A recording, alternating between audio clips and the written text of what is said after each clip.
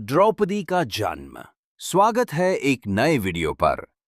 पांडवों को एक चक्रा नगरी में रहते कुछ काल व्यतीत हो गया, तो एक दिन उनके यहाँ भ्रमण करता हुआ एक ब्राह्मण आया। पांडवों ने उसका यथोचित सत्कार करके पूछा, देव, आपका आगमन कहाँ से हो रहा है? ब्राह्मण ने उत्तर दिया, मैं महाराज द्रुपद की नगरी पांचाल से आ रहा हूं। वहां पर द्रुपद की कन्या द्रौपदी के स्वयंवर के लिए अनेक देशों के राजा महाराजा पधारे हुए हैं। पांडवों ने प्रश्न किया, हे ब्राह्मणोत्तम, द्रौपदी में क्या-क्या गुण तथा विशेषताएं हैं?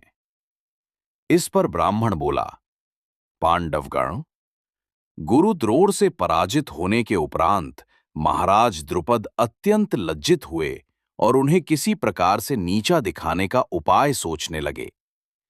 इसी चिंता में एक बार वे घूमते हुए कल्याणी नगरी के ब्राह्मणों की बस्ती में जा पहुंचे।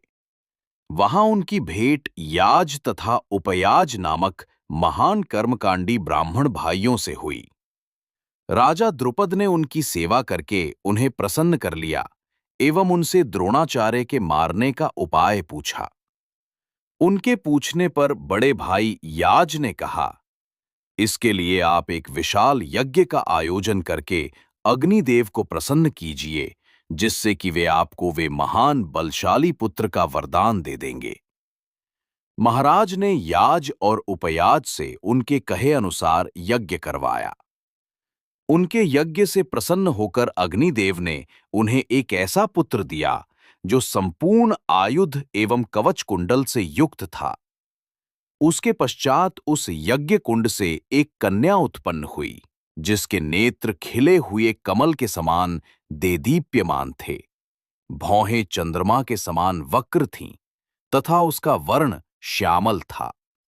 उसके उत्पन्न होते ही एक आकाशवाणी हुई कि इस बालिका का जन्म क्षत्रियों के संहार और कौरवों के विनाश के हेतु हुआ है।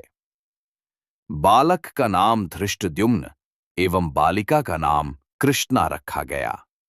द्रुपद ने धृष्टद्युम्न को शिक्षा के लिए द्रोणाचार्य के पास भेज दिया और द्रोणाचार्य अपनी समस्त शत्रुता को त्याग कर उस बालक को विद्या प्रदान करने लगे। बालिका अब युवा होकर अत्यंत लावण्यमयी हो गई है और उसी का स्वयंवर होने वाला है। उस ब्राह्मण के प्रस्थान करने के पश्चात पांडवों से भेंट करने वेद व्यास जी आ पहुंचे। वेद व्यास ने पांडवों को आदेश दिया कि तुम लोग पांचाल चले जाओ। वहां द्रुपद कन्या पांचाली का स्वयंवर होने जा रहा है। वो कन्या तुम लोगों के सर्वथा योग्य है, क्योंकि पूर्व जन्म में उसने भगवान शंकर की तपस्या की थी और उसकी तपस्या से प्रसन्न होकर शिवजी ने उसे अगले जन्म में 5 उत्तम पति प्राप्त होने का वरदान दिया था। वो देवी स्वरूपा बालिका सब भांति से तुम लोगों के योग्य ही है।